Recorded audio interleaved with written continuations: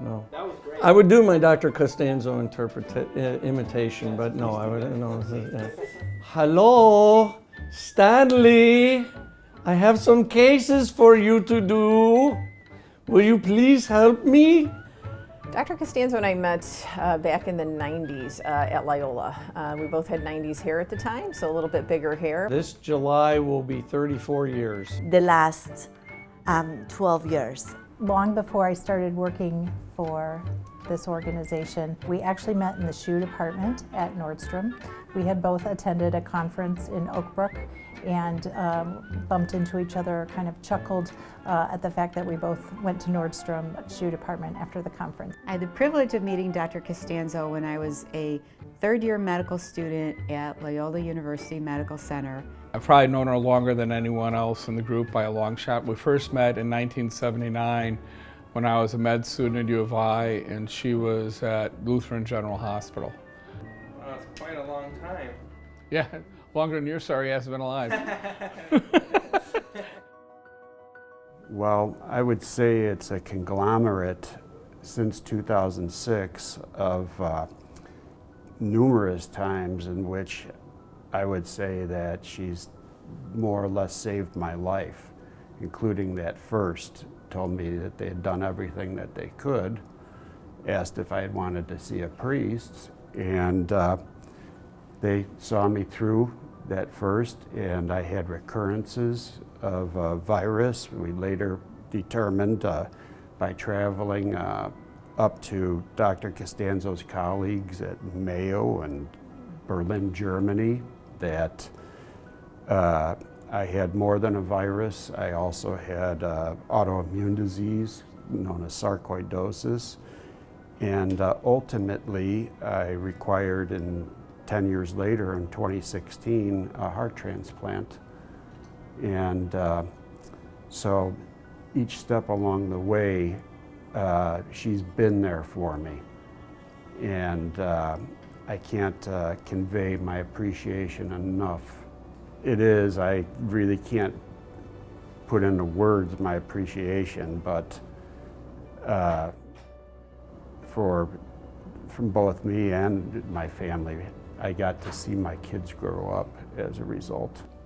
Interest in medicine started very early. My dad was a physician, and because I believe things in Italy are not as formal as here, there were times in which, as a very young girl, he took me with him when he went to visit certain patients.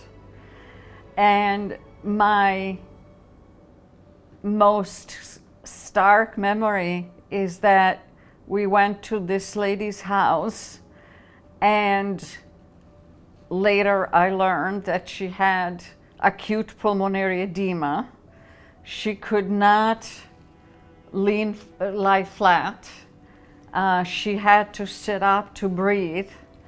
And at that time, my dad gave her an injection of digoxin and Lasix, and within minutes, the patient's breathing became easier.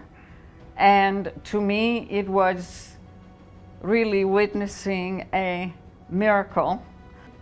And that is what made me follow the path of becoming a cardiologist, for sure.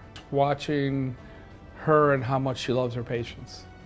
They are literally her family to her. And for any of you that know her, she can at times be very passionate about that, which is something that I think we all admire and learn from. Dr. Costanzo, I'm going to miss you very much. I appreciate and love everything you did for me. You caught me at a time when you told me I had less than 6 months to live. And now, here it is 7 years later, I'm still here. Thanks to you and the good Lord. I would never, ever forget you. I always love that Dr. Costanzo has a love of learning, lifelong learning, not just medicine, not just heart failure, but photography, travel, books, language. She is a lesson for work-life balance, for not just only being who are you and what do you do. These are two separate questions. She is a world-renowned cardiologist, heart failure specialist, researcher, but also takes time to understand the beauty of all the other things in life. She's a wonderful, wonderful inspiration. I want her to have the life she deserves. We know she loves to travel, and she's helped us so many times. Whenever we've traveled overseas, she's been an advocate for us. She's told us not to live life small, to go out and explore the world, but she's always had a doctor available for us, no matter what country we go to, and it's just given us a safety net. So I want her to be able to travel the world the way she loves to do it, without having a phone on her and without having to answer medical questions, and just to enjoy her traveling with her husband and her grandkids. Dr. Costanzo, I hope you have an amazing retirement. You have blazed a trail in heart failure medicine and cardiovascular disease in this country and around the world. The impact you've made will last a lifetime. I know she has many outside interests and hobbies that I hope she gets the opportunity to devote even more of her time and energies and effort into those. I wish her and Louis nothing but the best going forward. I will truly miss her. And I just want to thank her. I have so much gratitude for her, for sharing her knowledge of heart failure with me and helping me to really become the clinician that I am today. As much I know Maria will miss her time here taking care of patients, I think she's going to enjoy her passion of travel and photography, and I hope she gets to spend time doing that going forth and enjoying her children and grandchildren and family members. I'm going to miss you a lot. I wish you so much happiness, good health, and I hope that you do keep in touch, so maybe we can have coffee again another day. Maria, I hope in retirement that you find the same joy you found in practicing medicine every day, and that every day becomes a greater blessing for you and your family. You will be missed every single day, and I love you. To be honest with you, I'm really, really emotional seeing her interactions with the patients and how sad they are. So I'm really going to miss her. It's going to be quite an adjustment. No, this is one of a kind. This is one of a kind. We'll never see this again. What I would recommend to young people that are planning a career in cardiology, or for that matter, medicine,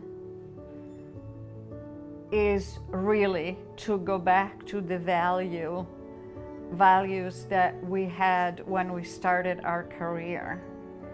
When you realize that that patient life is in your hands, and in your hands alone, you learn very quickly to help the patient. Because of the changes in the structure of medicine itself, I see that medicine has almost become like shift work, where once your shift is over, you no longer have the responsibility. And I think that this causes profound problems, not only in learning, but in acquiring the clinical skills that you need.